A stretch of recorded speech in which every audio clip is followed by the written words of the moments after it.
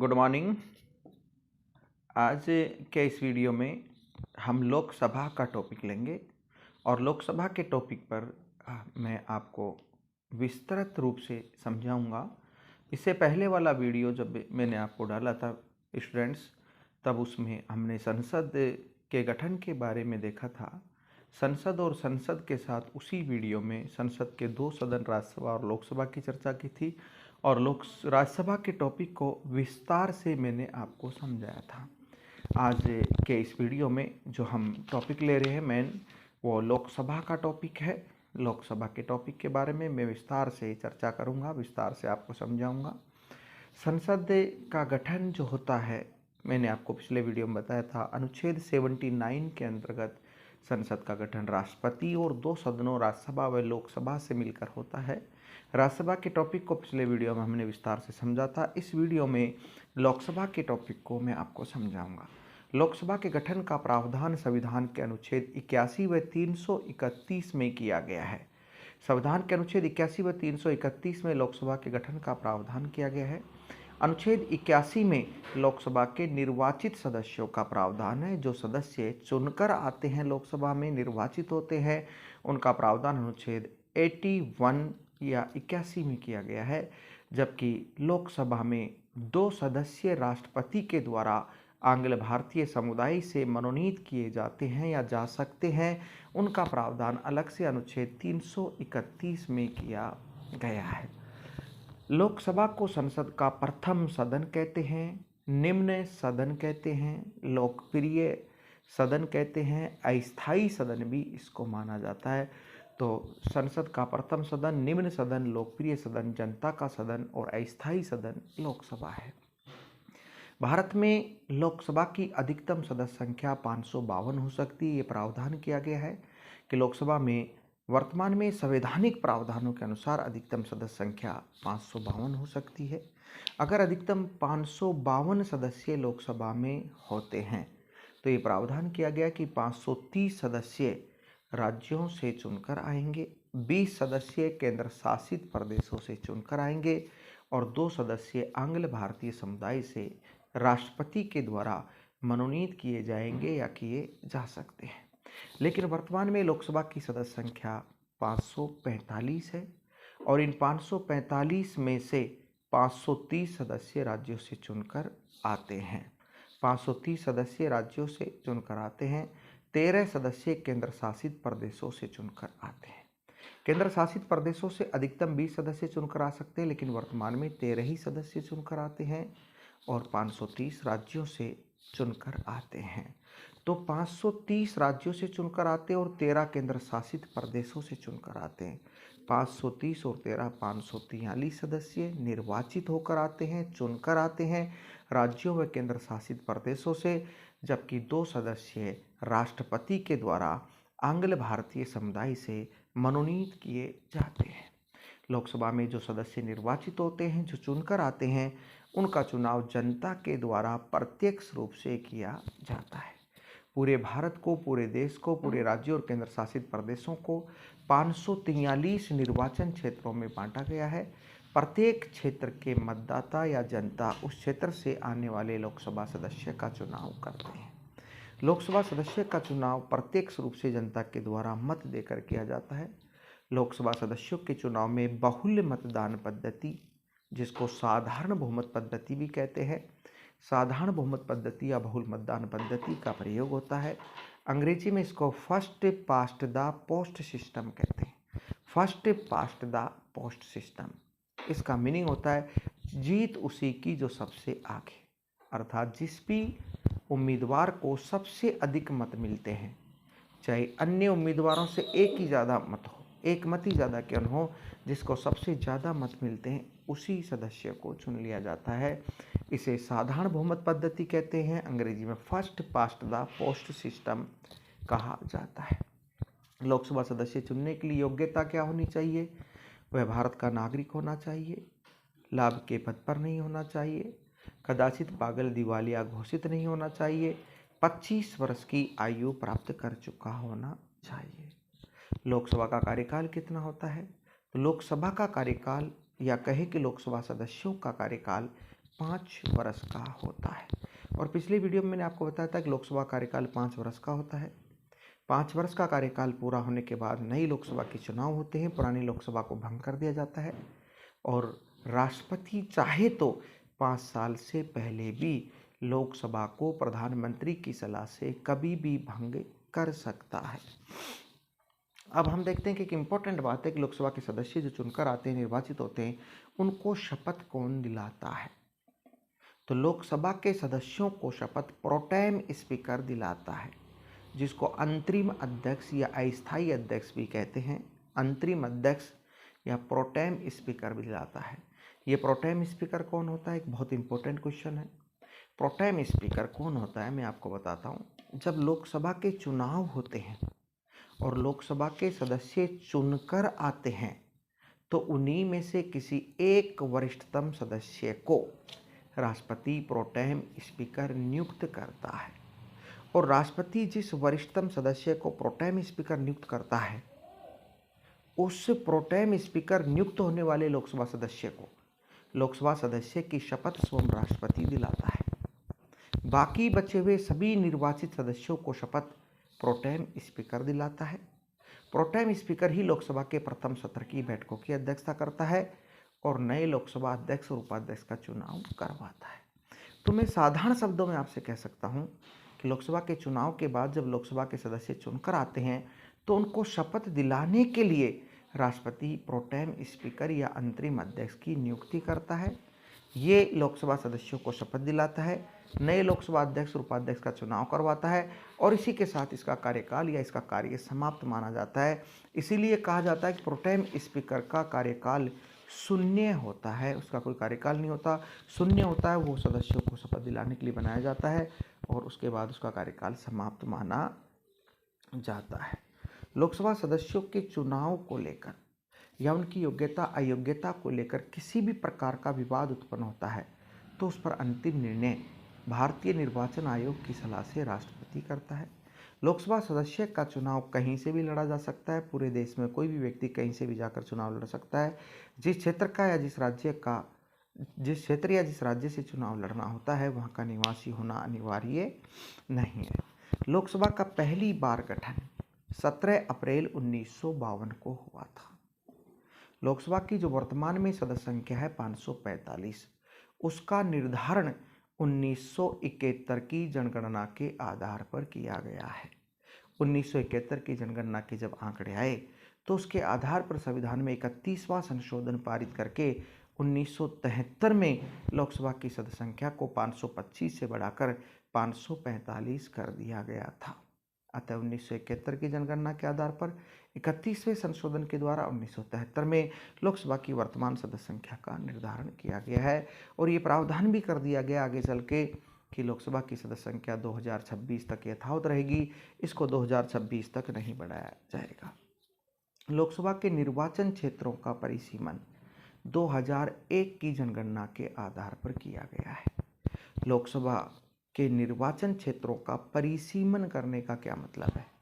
लोकसभा के निर्वाचन क्षेत्रों का परिसीमन करने से तात्पर्य है कि लोकसभा के जो निर्वाचन क्षेत्र हैं उनका पुनर्सीमांकन करना, उनका दोबारा से सीमांकन करना। कई क्षेत्र बड़े हो जाते हैं, उनमें जनसंख्या बढ़ जाती है, कई में जनसंख्या कम रह जाती है। चूँकि लोकसभा के सदस्यों का चुनाव जनसंख्या के आधार पर होता है, अतः समान जनसंख्या बनाने के लिए क्षेत्रों को निर्धारित किया जाता है, आपस में तोड़ मरोड़ कर एक दूसरे क्षेत्रों के साथ मिलाकर बराबर जनसंख्या की जाती है। इसी को परिसीमन कहा जाता है, लोकसभा परिसीमन कहा जाता है। इसके बाद हम लेते हैं लोकसभा अध्यक्ष एवं उपाध्यक्ष। लोकसभा अध्यक्ष एवं उपाध्यक्ष का पद, लोकसभा के 2 प्रमुख पदाधिकारी होते हैं। एक लोकसभा का अध्यक्ष होता है, एक लोकसभा का उपाध्यक्ष होता है। लोकसभा अध्यक्ष एवं उपाध्यक्ष दोनों के पद का प्रावधान अनुच्छेद 93 में किया गया है, 93 में किया गया है। लोकसभा अध्यक्ष एवं उपाध्यक्ष का चुनाव होता है, ये दोनों निर्वाचित होते हैं और लोकसभा के सदस्य अपने में से ही किसी एक को लोकसभा का अध्यक्ष चुनते हैं, किसी एक को लोकसभा का उपाध्यक्ष चुनते हैं। लोकसभा अध्यक्ष एवं उपाध्यक्ष ये 2 पदाधिकारी ऐसे हैं केंद्र में जो अपने पद की शपथ नहीं लेते, राज्यों में विधानसभा अध्यक्ष और उपाध्यक्ष, केंद्र में या संसद में लोकसभा अध्यक्ष और उपाध्यक्ष ये ऐसे पदाधिकारी हैं जो अपने पद की शपथ नहीं लेते। अर्थात लोकसभा अध्यक्ष व उपाध्यक्ष जब लोकसभा के सदस्य चुनकर आते हैं तो लोकसभा के सदस्यों के रूप में तो शपथ लेते हैं, लेकिन जब इनको लोकसभा का अध्यक्ष और उपाध्यक्ष चुन लिया जाता है तो ये अपने पद की शपथ नहीं लेते, अपने पद की शपथ नहीं लेते। लोकसभा अध्यक्ष और उपाध्यक्ष दोनों त्यागपत्र एक दूसरे को देते हैं। लोकसभा अध्यक्ष अपना त्यागपत्र उपाध्यक्ष को देगा, उपाध्यक्ष अध्यक्ष को देगा। लोकसभा अध्यक्ष व उपाध्यक्ष का कार्यकाल कितना होता है, ये एक इम्पोर्टेंट बात है। तो लोकसभा अध्यक्ष और उपाध्यक्ष का कार्यकाल 5 वर्ष का नहीं होता, लोकसभा के भंग होने तक नहीं होता, अपितु लोकसभा अध्यक्ष और उपाध्यक्ष का जो कार्यकाल होता है वो नई लोकसभा के गठन तक होता है, नई लोकसभा के गठन तक या अपने उत्तराधिकारी के चुनाव तक होता है। अर्थात जब लोकसभा के गठन की अधिसूचना जारी हो जाती है कंप्लीट, तब तक इनका कार्यकाल रहता है। लोकसभा अध्यक्ष की शक्तियाँ क्या है? लोकसभा अध्यक्ष को कुछ महत्वपूर्ण शक्तियाँ प्राप्त है, जिनमें पहली शक्ति है ये लोकसभा की बैठकें बुलाता है, बैठकों की अध्यक्षता करता है, बैठकों को स्थगित करता है। दूसरी शक्ति है लोकसभा में अनुशासनहीनता एवं दलबदल करने वाले सदस्यों पर कार्रवाई करता है। लोकसभा में कोई भी सदस्य अनुशासनहीनता करता है या दलबदल करता है तो उस पर कार्रवाई लोकसभा अध्यक्ष करता है, उसकी सदस्यता को भी समाप्त कर सकता है। इसकी तीसरी महत्वपूर्ण शक्ति है लोकसभा में या संसद में धन विधेयकों को प्रमाणित करता है। लोकसभा में कोई विधेयक धन विधेयक है या नहीं, कोई विधेयक धन विधेयक है या नहीं, इसको केंद्र में प्रमाणित करने का अधिकार या शक्ति लोकसभा के अध्यक्ष को प्राप्त है।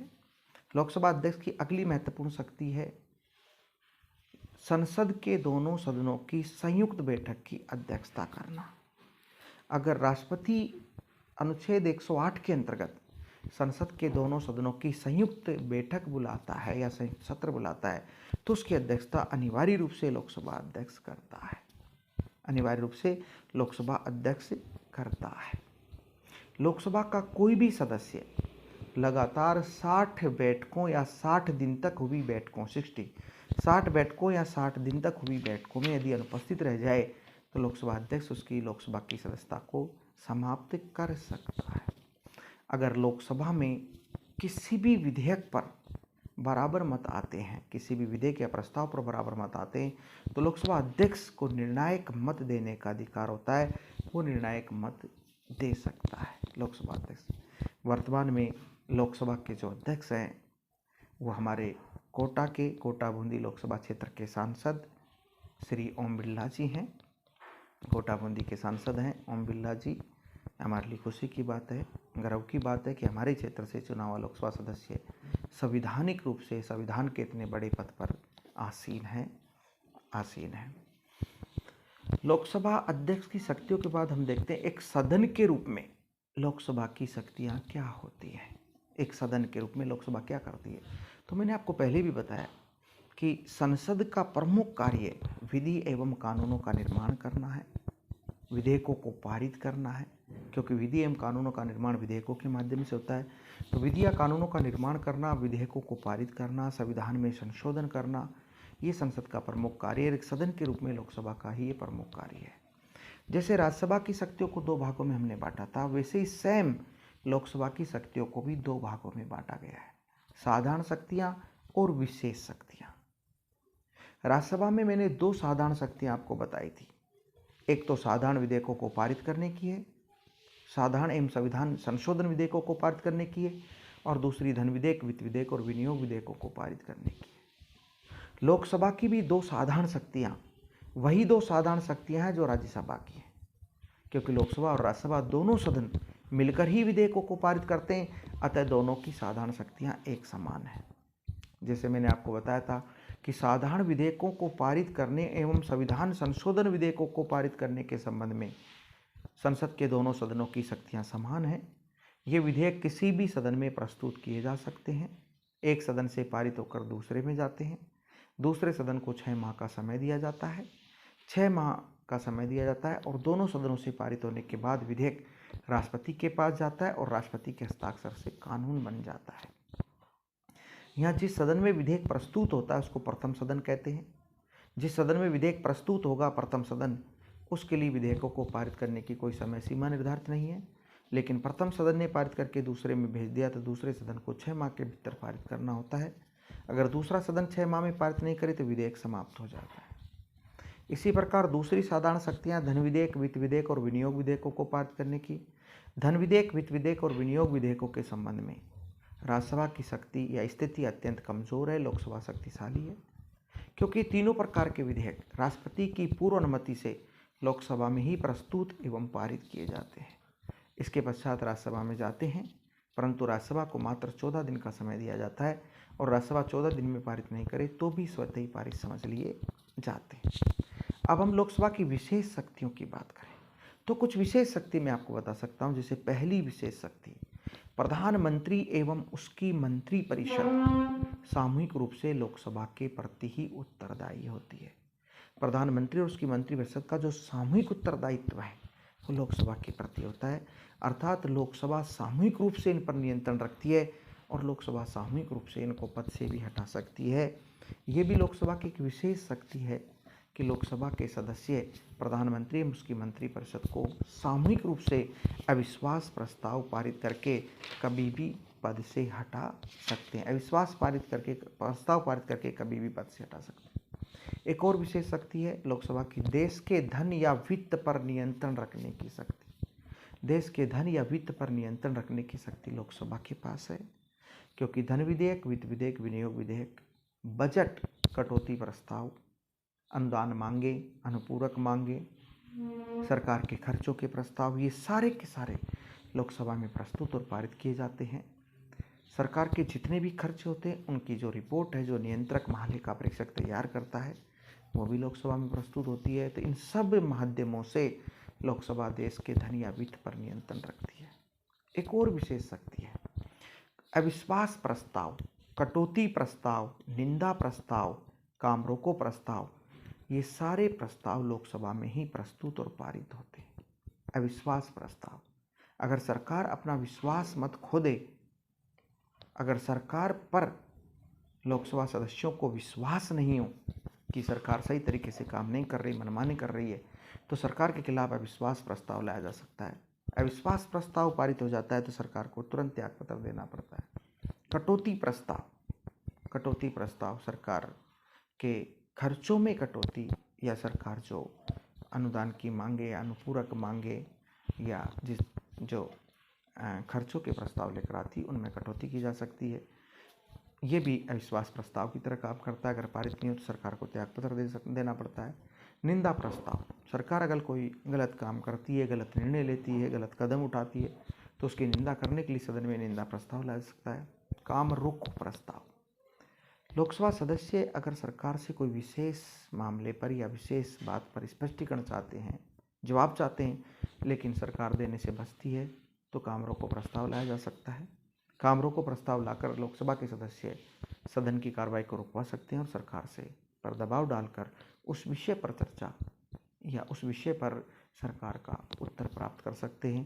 तो अविश्वास प्रस्ताव, कटौती, निंदा और काम रोको प्रस्ताव प्रस्तुत और पारित करने की शक्ति लोकसभा के पास है।